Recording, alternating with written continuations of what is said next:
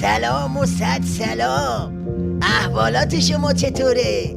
آقا ما یه تصویری از ضعف مزاجی ولایت داشتیم، حالا یه تصویری داریم میبینیم. آقا این طرف سیدعلی خیلی داغونه، ببین این یارو سفار چرندی چی جوری داره بهش دلداری میده. در این دوره هم عبور از این عقبه های دشواری که جریان نفاق و جریان توطئه بیرونی با جریان نفاق درونی و داخلی به هم گره خوردند و منطبق بر هم شدند، عبور ازش واقعا کار سختی بود. اینا میسر شد با سرپنجه تدبیر و هدایت و حکمت رهبری و البته همراهی ملت.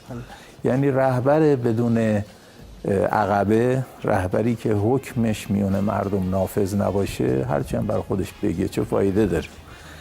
آقا میتونن الان افتخار بکنن که یه امتی دارند که پای حرف ایشون، نه فقط پای حرفای ایشون، پای دغدغه های ایشون هم میان. این یکی رو زدن جلو بندی سیدعلی رو قر و دبه کردن، بعد این طرف داره پوز عقبه عظماشو میده. اگه سیدعلی عقبه داره، اگه پای دغدغش میای، پس این آه و ناله سرتشتک سپاه واسه چیه؟ روایت فرمانده سپاه از فتنه 88. فرمانده کل سپاه پاسداران در آستانه سالروز حماسه 9 دی فتنه سال 88 رو تقابل دو دیدگاه ارزشی انقلابی و سازشی و منفعل وابسته به اجنبی دونست و با اشاره به اینکه در اون فتنه ظلم‌های نسبت به حضرت امام، رهبری و نظام اسلامی روا داشته شد، تأکید کرد وظیفه سپاه پاسداران حفظ و نگهداری انقلاب اسلامی و در عرصه‌های مختلف با توجه به اقتضاعات اون عرصه از انقلاب دفاع میکنه. بیا اینم از عقبه ولایت. مگه نگفت سیدعلی باید به عقبش افتخار کنه؟ پس چی شد؟ دیگه حفظ و نگهداری میخواد چیکار؟ اگه منظورت از سازشی و منفعلم اکبر کوسه است که میبینی این روزا چه دوری برداشته و چه گازی از پر و پاچه ولایت میگیره. چطور میتوان در نظام اسلامی افرادی باشند که سرمایه آنها به اندازه بودجه عمرانی 1 ساله کل کشور باشد؟ من مطمئنم انتهای این ماجرا به یک فرد ختم نخواهد شد و به شبکه‌ای خواهیم رسید که از امکانات و تحریم‌های ناعادلانه‌ای که بر ملت ایران روا شده و در موقعیت حساسی که مردم زیر بار فشارهای اقتصادی در حال له شدن هستند، برای خودشان موقعیتی فراهم کرده و به ثروت‌های بادآورده‌ای دست یافتند. منظورش اینه که عظما اون پای بدمذهب تو از رو دنب کوسه بردار، بذار این جام زهر رو تا تهش بخوری، وگرنه با این اقتصادی که واسمون درست کردی اجماعاً آب لمبو میشیم. الکی هم روزه فتنه نخون که اگر زهر رو نزنیم به بدن، میزنن عظما رو با دغدغه هاش در و داغون میکنن. حالا میرسیم به نتیجه موشکافی.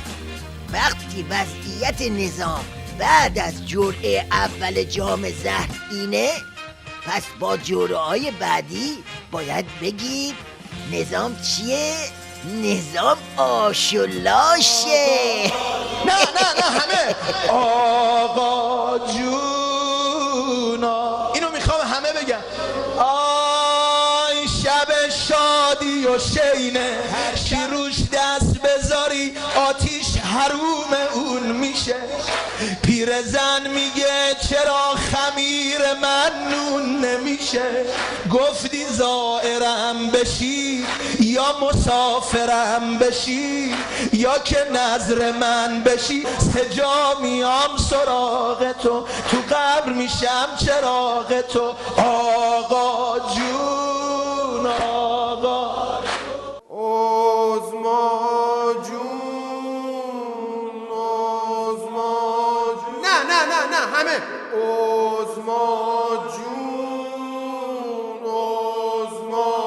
جون اینو میخوام همه بگن.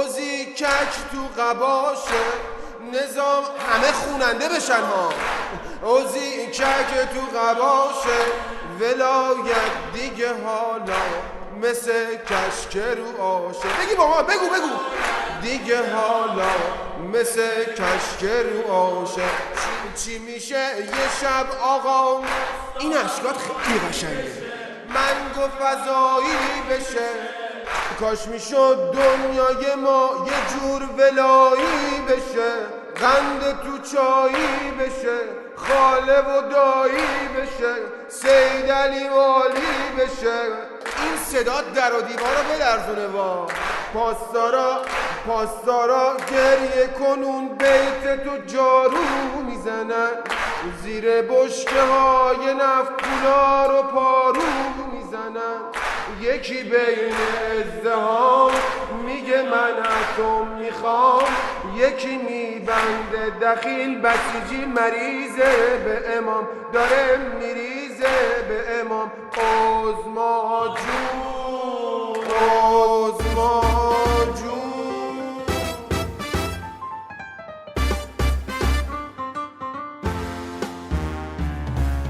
رقصای داغ و شفاف با آقای موشکار